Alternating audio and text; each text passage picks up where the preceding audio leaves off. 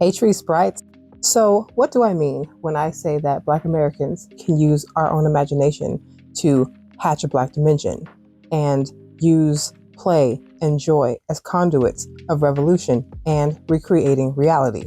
What I'm really talking about is perception, systems, nervous system control, and expectations. The systems and structures set in place in America, as we know, were largely formatted around white supremacy, European colonialism, and anti-Blackness. For centuries, we have been adapting and operating in an environment that was not set up for our benefit or meant for us to thrive in. And although we're really good at it, and as we know, we have done a lot with the circumstance that we were presented with. But like a pelagic whale trying to thrive in a freshwater river system, this framework of existing has always been restrictive and suffocating for us. We've been made to believe that the river is the only place that exists and that every other place is bad.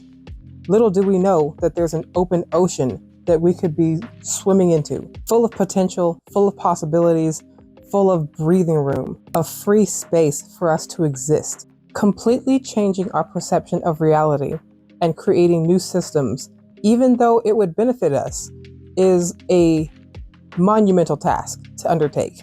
To radically accept that our current environment is stagnant and unchanging, that those who empower this system want it to be this way, and have no desire for improvement or evolution, even if it would also benefit them.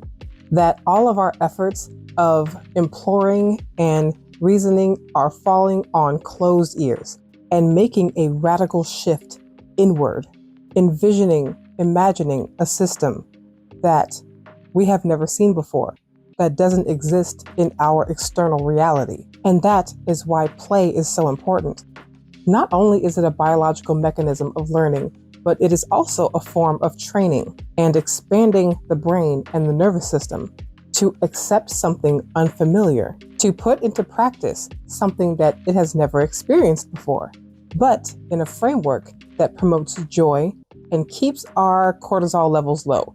Because let's face it, our nervous systems are shot. Your brain and your body perceive new things as scary and dangerous, even if the thing that is familiar is harmful to you.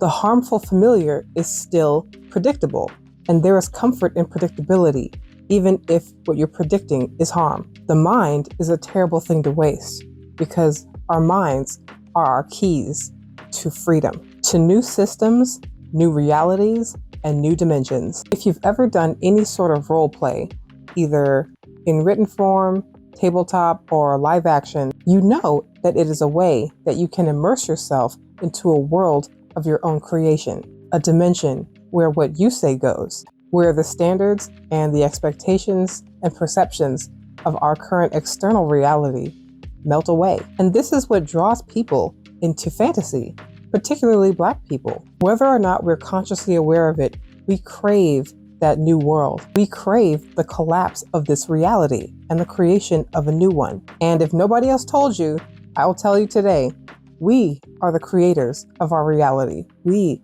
are the masters of perception. This is the age of Aquarius, where all things come to light. All those things that people were called crazy for 10, 15 years ago are turning out to be true. And we are now faced with an ultimatum. Tomorrow, February 17th, 2026, is the first day of the Lunar New Year of the Fire Horse. And it is also the day of an annular solar eclipse. And it is also the day of an annular solar eclipse, the Ring of Fire, y'all. This energy is world building. This is the shift. This is the Great Awakening. This is the portal. See you in always. Oh, and Rafa says hi.